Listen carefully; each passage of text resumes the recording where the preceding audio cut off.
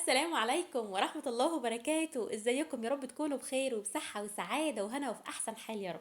النهاردة الفيديو بتاعنا مختلف تماما عن كل الفيديوهات بتاعتنا، والفيديو ده تحفيزا كده مني ليكي. لو انت قاعدة مكسلة، وكمان انتوا عارفين الايام دي الجو برد جدا وكلنا مكسلين على شغل البيت، شوفي الفيديو ده وهتقومي على طول ترتبي البيت.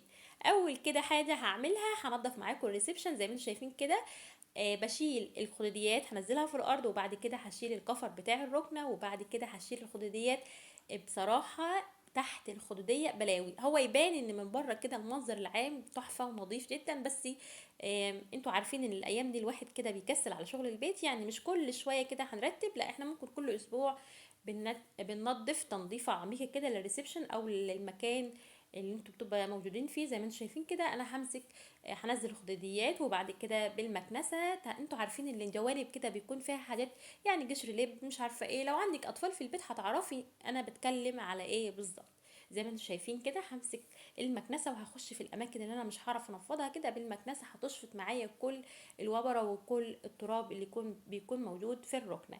صلى على النبي، وكمان حط لايك، وكمان ما تنسينيش بالكومنت الحلو، شجعيني كده علشان اكمل معاكم ان شاء الله. اول حاجه هنا معايا بقع كده في الركنه او على التكات بتاعه الركنه زي ما انتم شايفين كده. بحط شويه كده من الاوكسي جيل، بصراحه ده خطير اختراع. وبحط كمان شويه من الخل، يعني حوالي ربع كوبايه كده من الخل. بيطلع معايا اي بقع في الركنه، بصراحه حلو جدا. انا جربت التركيبه دي او جربت الطريقه دي، بصراحه بطلع معايا البقع على طول، اي نوع بقع بتطلعها. احط شويه من برسيل الجل او الاوكسي الجل، واحط عليهم شويه من الخل. و عندك سفنجة، عندك البتاع اللي زي اللي معايا دي كده، بتمسكي بيها بتخليها ناشفة من المية، ما بتخليهاش فيها مية كتير، وبتنضفي. انا نضفت حرف الركنة كله بنفس الطريقة، يعني الغطاء الظهر كله بتاع الركنة نضفته كله بنفس الطريقة زي ما انتم شايفين كده. وبعد كده خلاص انا نضفت الركنة وحطيت الخدوديات الكبيرة في مكانها تاني. وبعد كده بنفض السجاد بتاعي. السجاد بصراحة نظيف، انا لسه غسلاه من فترة قريبة جدا. نفضته كده، انا متاكده ان هو نظيف. نفضته كويس، وبعد كده بالمكنسه هلم لو في مثلا تراب وبره، لو في قشره لبه مش عارفه ايه، بشيل كله كده بالمكنسه. وبعد كده هنضف تنظيفه عميقه. بصراحه انا ما بقتنعش خالص بتنظيف الجردل او الشرشوبه، بس غصب عني علشان الجو بارد الايام دي. انا بحب الخرطوم كده وبدهور الدنيا ميه، بس علشان الجو شتاء والبرد رهيب الايام دي، عشان ما اعملش رطوبه في البيت، فهستكفى بالشرشوبه. تعالوا اوريكم ورا الركن ايه بلاوي ادم ابني مخليها. شايفين ما شاء الله فظيعه الحته دي، على طول بيكون موجود فيها شرابات تلاجي.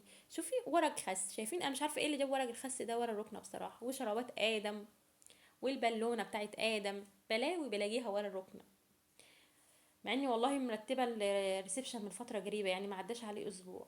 تعالى اوريكم كده بيكون تحت الركنه ايه بلاوي بتطلع من بالوبره كده، او الوبره بتاعت طبعا انتي على طول بتنضفي، بترتبي، بس بصراحه تحت الركنه كده علشان المكنسه ما بتطولش معايا، او ما بعرفش ادخلها تحت الركنه، بيكون فيها موجود حاجات تحت بعيد عني كده مش عارفه اجيبها. حطيت اللايك ولا لسه؟ عايزين نكمل في الفيديوهات دي ولا الف وارجع تاني؟ بس انا بصراحه النهارده كده غيرت نظام الفيديوهات بتاعتي، حبيتها كده اعمل معاكم فيديو تحفيزي اشجعكم، علشان الجو الايام دي شتاء شتاء رهيب. وقولي لي بتتابعيني منين بالظبط، ومن انهي او من اي محافظه بالظبط. وكمان يا ريت تكتبي لي كده كومنت حلو علشان يشجعني اكمل معاكم ان شاء الله. لو انت بتتابعيني على الفيسبوك ما تنسينيش تنوريني في الصفحه، لو انت بتتابعيني على اليوتيوب ما تنسيش تنوريني. بالله عليكي اول ما تخشي على طول لازم تصلي على النبي على طول في الكومنتات. بعد كده فرشت خلاص الارض نشفت، طبعا انا مشغله المروحه على طول، والارض نشفت واكدت خلاص ما فيهاش ميه خالص. فرشت السجاد بتاعي. بعد كده لو عندك اي نوع بودره معطره هحط كده في ظهر الركنه زي ما انتم شايفين كده. بصراحة أنا الكفر أو آه، الكفر بتاع الركن ده لونه كده فيه لونين، فأنا بصراحة ما بحبش اللون السيلفر اللي فيه أو اللون الذهبي اللي فيه ده، بصراحة أنا ما حبيتهوش خالص. فبحطه ورا وبقفل على طول بالشكل ده زي ما انتم شايفين كده. خلاص خلصنا ريسبشن. ما شاء الله اللهم بارك، صلى على النبي في قلبك كده في الكومنتات.